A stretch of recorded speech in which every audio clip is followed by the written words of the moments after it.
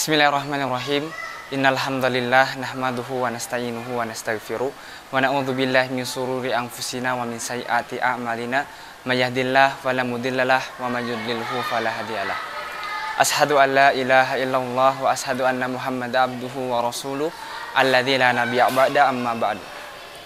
Puji serta syukur atas karunia Allah Subhanahu wa taala sehingga pada hari ini kita masih diberi kesehatan oleh Allah Subhanahu wa taala. Seperti yang sudah kita ketahui bahwa Allah Subhanahu wa taala memerintahkan kepada kita untuk berinfak di jalan Allah Subhanahu wa taala. Seperti dalam firman Allah dalam Quran surah Al-Baqarah 254. Di situ Allah Subhanahu wa taala berfirman, "A'udzubillahi minasyaitonirrajim. Ya ayyuhalladzina amanu, wahai orang-orang yang beriman, anfiqu mimma razaqnakum, berinfaklah kamu dari apa yang telah kami berikan kepadamu. Min qabli ayyatiya yaumul la bai'un fihi wala khullatu wala safa'ah." Sebelum datang kepadamu hari di mana pada hari itu tidak ada lagi yang namanya jual beli, yang dimana pada hari itu tidak ada lagi yang namanya persahabatan, dan pada hari itu juga tidak ada lagi yang namanya saling memberi syafaat. Maka ditutup dalam ayat tersebut, wal kafiruna humudz zalimun, maka orang-orang kafirlah dialah yang zalim. Dan ada ayat yang hampir sama dengan ayat yang tadi, yaitu Quran surah Al-Munafikun ayat 10. Di situ Allah Subhanahu wa taala berfirman, wa anfiqu mimma razaqnakum, berinfaklah kamu dari apa yang telah kami berikan kepadamu, min qabli ayatiya ahadakumul mautu fayaqula rabbi laula akhartani ila ajalin qarib. Berinfaklah kamu dari apa yang telah kami berikan kepadamu sebelum datang, di mana pada hari itu kematian itu menjemputmu gitu. Dan bagaimana ketika kita tidak bisa menginfakkan atau tidak keburu menginfakkan di jalannya Allah Subhanahu wa taala, maka Allah Subhanahu wa taala menggambarkan mereka begitu ruginya, yaitu qala rabbi laula akhartani ila ajalin qarib. Ya Allah, berikanlah hamba sedikit saja waktu untuk kembali ke dunia. Fa saddaqa wa aku minas sholihin, maka aku akan menjadi orang-orang yang soleh dan aku akan bersedekah. Tetapi kata Allah Subhanahu wa taala itu sudah terlambat. Jadi bisa kita simpulkan bahwa betapa ruginya orang-orang yang tidak menginfakkan hartanya di jalan Allah Subhanahu wa taala. Dan maka dari itu, marilah kita berinfak di jalan Allah Subhanahu wa taala, karena begitu banyak keutamaan-keutamaan yang Allah berikan ketika kita menginfakkan harta kita di jalan Allah. Seperti dalam Al-Baqarah 261. Di situ Allah Subhanahu wa taala berfirman, "Matsalul ladzina yunfikuna amwalahum fi sabilillah." Perumpamaan bagi orang yang menginfakkan hartanya di jalan Allah Subhanahu wa taala, kamatsali habbatin ambatat fi sab'asanabila fi kulli sumbulatin mi'atu habbah. Perumpamannya itu seperti kamu menanam satu benih, yang dimana benih tersebut menumbuhkan lagi 7 bingkai, dan setiap bingkainya itu menumbuhkan lagi 100 biji.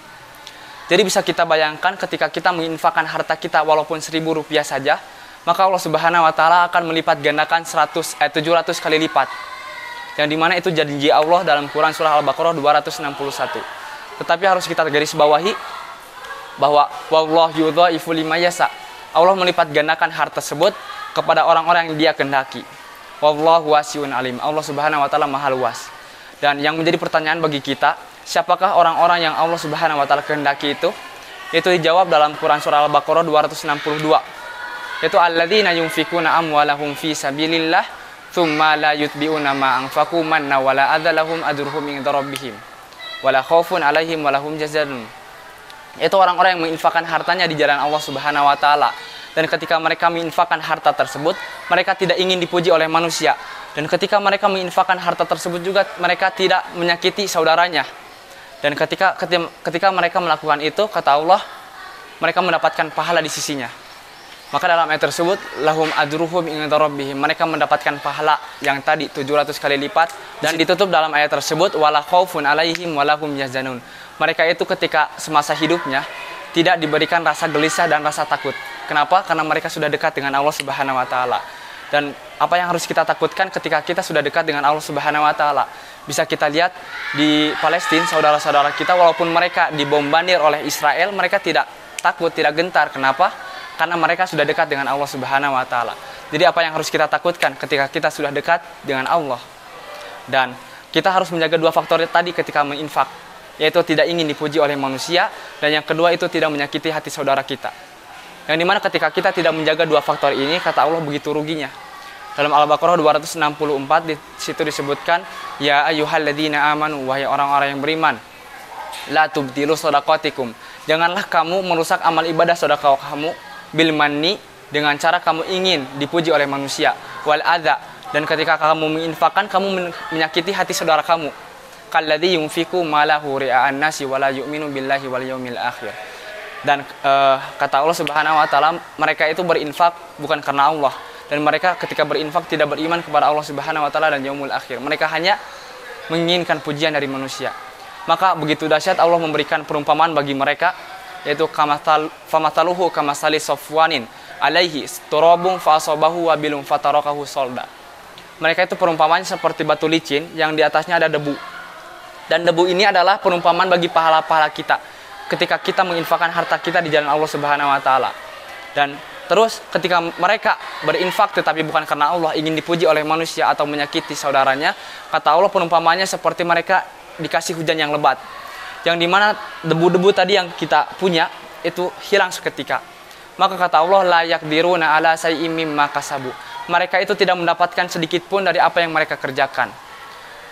Maka begitu ruginya seseorang yang tidak menjaga imannya atau tidak menjaga keikhlasannya ketika mereka beribadah. Karena berbeda dengan yang tadi, walaupun kita ikhlas dan cuma 1.000 rupiah, Allah Subhanahu wa taala akan melipat gandakan 700 kali lipat.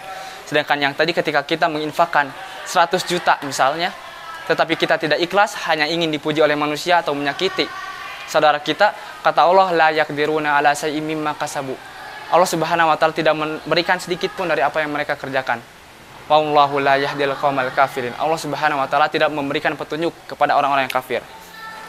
Jadi pentingnya untuk menjaga keikhlasan bagi kita semua. Dan Allah Subhanahu wa taala pun telah memberikan kepada kita bagaimana sih cara sedekah yang terbaik itu. Sedekah yang terbaik adalah ada di Al-Baqarah 271. Di situ Allah Subhanahu wa taala berfirman, "Yang tubdus shadaqati fa ni'mahi." Jika kamu bersedekah secara terang-terangan, itu baik bagimu. Wa yang tukhfuha wa tu'tuhal fuqara fa huwa khairul lakum. Tetapi jika kamu berinfak di jalan Allah, kemudian kamu berikan harta tersebut kepada orang-orang yang fakir, orang-orang yang membutuhkan, kata Allah Subhanahu wa taala itu lebih baik bagi kamu.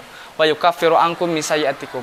Allah Subhanahu wa taala akan menghapus dosa-dosa kamu, akan menghapus kesalahan-kesalahan yang kamu punya.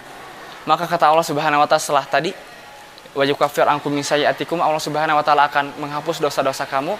Wallahu bima ta'maluna khabir. Allah Subhanahu wa taala Maha teliti dari apa yang kamu kerjakan. Dan mungkin untuk kultum hari ini cukup sekian. Ditutup saja dengan doa, Rabbana atina fid dunya hasanah wa fil akhirati hasanah wa qina adzabannar. Wassalamualaikum warahmatullahi wabarakatuh.